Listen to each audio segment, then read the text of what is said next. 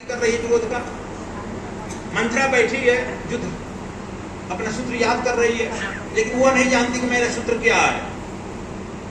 लेकिन जैसे ही राम को राजगद्दी देने के लिए आई, मंत्रा का पूरा सूत्र जो है बाहर आ गया, पूरी प्लानिंग बाहर आ गई। क्या पहले से प्रैक्टिकल की थी का? यह सब नेचर करता है, देखता है कौन तुम इसके ठीक ठीक साथ है, कौन कौन हथी है, इसलिए जो साथ है लगे रह जाएगा, और जो जरा सा हवा बहती है तो पत्ते उड़ जाते हैं, डालियां तो लगी रहती है। ये सभी के साथ होता है। यहाँ पर भी देखते हो बहुत आंधी आती है, बहुत तूफान आया कि नहीं आशा जी? आया, हाँ, बहुत पत्तियां उड़ी, सूखी डालियां भी टूटकर उड़ी, किसी का आंख फूटा, किसी का कान फूटा, होता है ऐसा। ग्रुप का ग्रुप टूटता है, ग्रुप का ग्रुप आ जाता है।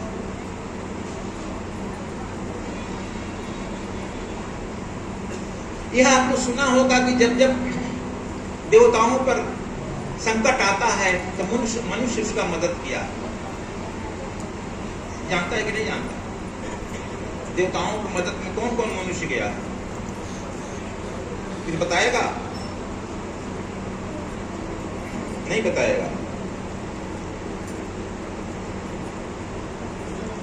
शांतनु, राजा सगर और दशरथ, यह तीन पौराणिक नाम आता है। तीनों लोग, सगर भी अपने समय में देवताओं के संघर्ष में जाकर बचाए हैं, शांतनु भी बचाए हैं, और दशरथ भी उसी खानदान के हैं। स्वर्ग कहाँ है? त्रिविष्टक तिब्बत। और अभी स्वर्ग का इंद्र को जब आफत पड़ी है तो वह इंद्र जो है भारत में शरणागत है, कोई उसको बचा ही नहीं रहा। इसीलिए चीन रूपी राक्षस जो है भारत पर धवा होगा। यदि पहले ही हम उस तिब्बत पर दलाई लामा रूपी इंद्र को बचा दिए रहते तो यह तिब्बत भारत पर सवार नहीं होता। इसीलिए हमारे पहले के जो है महात्मा ऋषिगण सजग रहते थे, जो ही उस इंद्र पर आफत आती थी यहाँ दौड़कर हम बचा देते थे। और यह राक्षस कौन है? सदैव से चीन है, आसमासु वहीं का है। तब समझ गया। और दलाई लामा शरणागत है, तब चीन किस पर आक्रमण करेगा? तिब्बत तो ले लिया 1959 में। नेहरू जी कह दिए कि चलो उससे हमारा कोई मतलब नहीं है, तो चलो यह हम कहते हैं, लेकिन यह ऐसा नहीं आता है कि जब मनुष्य पर संकट आए, माने भारत भी मनुष्य है, यहाँ पर संकट है, देवता लोग मदद किया। मनुष्य सर्व समर्थ है, देवताओं की मदद करने में समर्थ है, लेकिन कुछ कुछ समय में देवता अपने अस्त्र शस्त्र से मदद करते हैं, जैसे या अपना नाना प्रकार के बानर भालू बनकर के मदद करते हैं।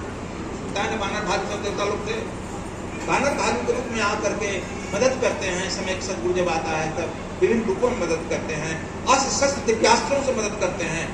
राम के युद्ध में दुर्गा का दिव्यास्त्र आ गया, तो इस तरह से छिप कर करते हैं।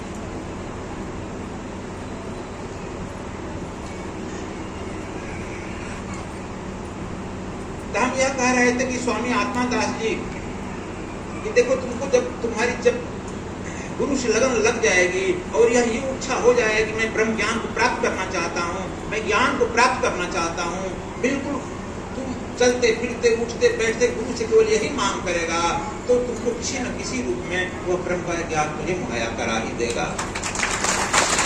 लेकिन हम चलते फिरते अवसर पाते ही मांगते हैं पुत्र पत्नी धन नौकरी चाकरी क्षणभंगुर मृत्यु पाप।